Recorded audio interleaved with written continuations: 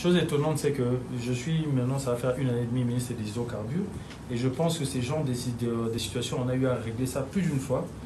Et après, je parle en lingala aussi. Hein.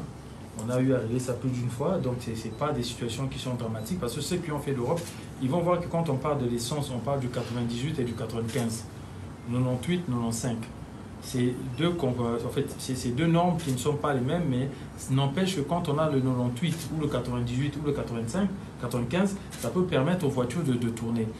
Le carburant qu'on a acheté déjà avant qu'il arrive ici, il a déchargé à Lomé pour le Togo, et je pense qu'il n'y a aucun problème au niveau du Togo. Mais ici, comme nous avons nos normes on s'est fixé certaines par rapport à ce que nous-mêmes, au niveau du ministère, au niveau de la République, on a eu à se fixer, on a l'obligation de régénérer pour que nous puissions répondre à nos normes. Mais cela n'empêche pas que le produit qui est là, il n'est pas malsain. Quand le produit arrive, si nous estimons qu'il y a des écarts, il y a un travail qui est fait au niveau des terminaux, soit de saucir ou de cep.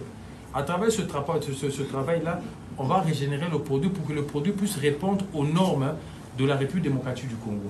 Mais ça ne veut pas dire que si ça ne répond pas aux normes de la République du Congo, ça ne répond pas aux normes du Nigeria ou du Cameroun ou du Togo. Parce que le produit était destiné, si je ne me trompe pas, au Nigeria, ça allait répondre aux normes. Le produit a été déchargé au Togo, il n'y a pas eu de problème de moteur. Mais nous voyons qu'il y a des gens qui sont derrière parce qu'ils veulent déjà faire une certaine propagande d'une crise qui n'existe pas. Parce qu'il y en a qui veulent qu'il faut couper la tête de M. Boudimou ou bien il faut couper la tête du gouvernement Samadou Condé. Mais j'ai appris qu'il y avait encore des vols au niveau national qui étaient annulés, chose qui est quand même un peu compliquée parce que nous avons assez de kérosène pour qu'il y ait tous les vols au niveau national, que ce soit Server, Congo Airways, CAA. Logiquement, ils n'ont plus de raison d'annuler leur vol en mettant ça en rapport avec le carburant, avec le kérosène. Nous avons assez de stock, assez de quantité pour pouvoir leur servir. Et je pense que j'ai parlé aussi avec Engen, Kobil, Total aujourd'hui, qui n'ont pas reçu de demande de ces sociétés-là, de ces compagnies aériennes. Donc ce qui fait qu'il n'y a pas lieu qu'il y ait des annulations déjà aujourd'hui.